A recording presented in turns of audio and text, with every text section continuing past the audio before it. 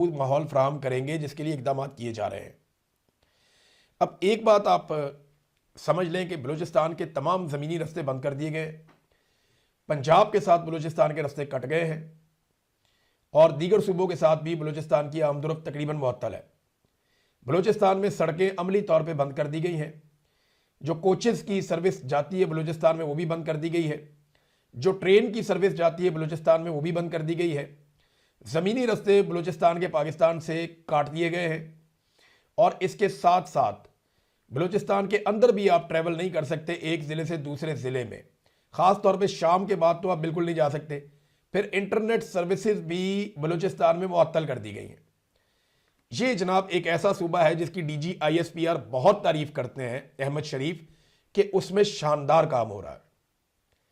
चले मैं एक चैलेंज करता हूं DG ISPR को कि अपनी फैमिली को मैं 2 डेस्टिनेशन बताता हूं, दोनों में से किसी एक के ऊपर आप अपनी फैमिली से पूछ लें वो सियाहत के लिए कहां जाना चाहेंगे।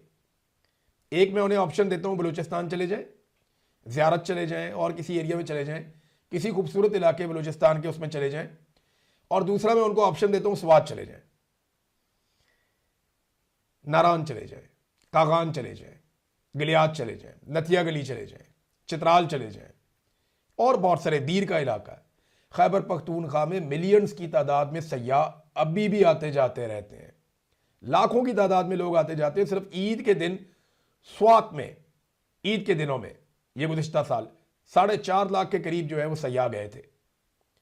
नारान में इससे भी ज़्यादा जाते हैं, नथिया गली में बहुत बड़ी तादाद में जाते हैं, चित्राल बहुत बड़ी तादाद में जाते हैं, दीर में बहुत बड़ी तादाद में जाते हैं। पूरे मालाकंड के आदादो शुमार देखें, मालम चप्पा, कालाम, शुगरान, आप हैरान हो जाएंगे इतनी बड़ी तादाद में लोग यहां पे खैबर पख्तूनख्वा में सियाहत के लिए जाते हैं।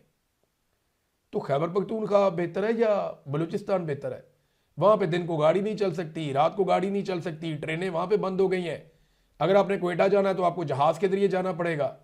ये हालत करने के बाद भी वो कह रहे हैं जी बहुत अच्छा परफॉर्म कर रहा है बलूचिस्तान।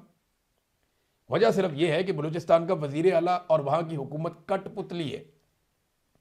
वहां कोई रोकता ही नहीं है मादनियात का सौदा करें, जौन सी मर्जी वजारत जिसको मर्जी दे, जौन सा मर्जी ऑफिसर जहां मर्जी लगा दे, कोई जितनी मर्जी स्मगलिंग करता रहे, कोई गाड़ियां इधर से उधर करे, कोई असला इधर से उधर करे, कोई मंशियात इधर से उधर करे, जो मर्जी करो बलूचिस्तान में पूछने वाले ही कोई नहीं।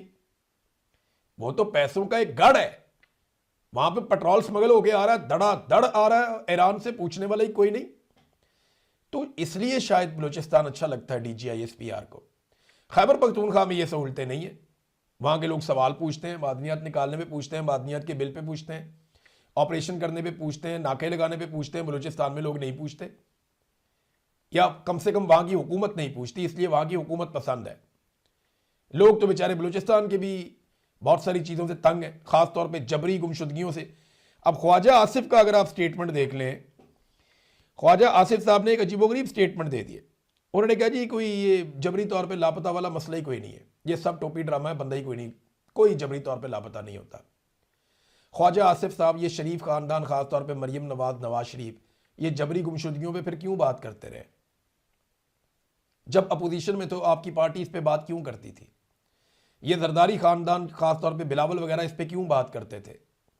मुझे ये बताएं कि आप लापता अफराद के धरनों में आपकी पार्टी क्या लेने जाती थी?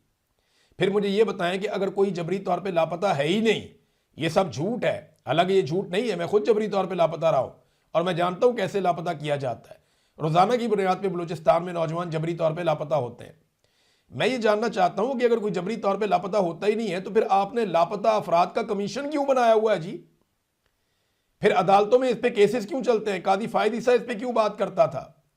बाकी जजेस इस पे क्यों बात करते हैं? ख्वाजा साहब झूठ उतना बोलें, देखिए अल्लाह रब्बुल इज़्ज़त को भी मर के जवाब देना है जाके। ऐसा ना करें कि कल को आप अल्लाह रब्बुल इज़्ज़त को जवाब ही ना दे सकें। अब दफ़ा 144 लगाई हुई है पूरे के पूरे बलूचिस्तान के अंदर, ये हालात इन्होंने कर दिया। और सरफराज बुट्टी कहते हैं कि हम 1 सेकंड के लिए भी सरेंडर करने को तैयार नहीं है, 1000 साल तक ये जंग लड़ेंगे। क्यों भाई 1000 साल? वजीर आला जनाब आपको बनाया सूबे का, आप बताएं 1 हफ्ता, 2 हफ्ते, 4 हफ्ते, 2 महीने, कितना टाइम चाहिए दहशतगर्दी खत्म करने के लिए? ये दहशतगर्दी जो एक SHO की मार थी, ये दहशतगर्दी के चंद सरफराज बुट्टी मिल जाए तो ये दहशतगर्दी खत्म हो जाए। सवाल ये पैदा होता है कि ये दहशतगर्दी 1000 साल तक आप इससे लड़ने के लिए तैयार है, क्यों? क्या बलूचिस्तान के लोगों का अमन से जीने का हक नहीं है? क्या उन्हें उनके हकूक नहीं मिलने चाहिए? और